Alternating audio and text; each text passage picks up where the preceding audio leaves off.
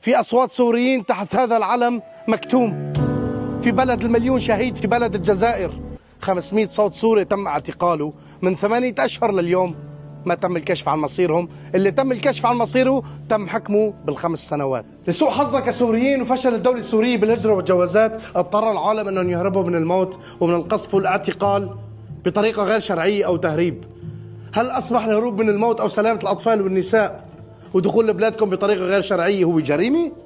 ال500 شخص اللي داخل سجون الجزائر جونا كعدد موثق بالاسم بهاي المعلومات وبهاي الصفحات اللي وصلتني مع مناشدات من ذوي المعتقلين اللي غرقانين ومتعلقين بقشة حتى يوصلوا لأطفالهم ونسائهم وشبابهم المعتقلين. والكارثة إنه مو بس تم الاعتقال، الكارثة إنه تم ترحيل سوريين، أشخاص منهم أطفال وشباب وبنات، على صحراء النيجر. وأنتم بتعرفوا شو هو صحراء النيجر غير اللي تم اعتقالهم داخل دولة الجزائر. ومن داخل شمال غرب سوريا من ناشدكم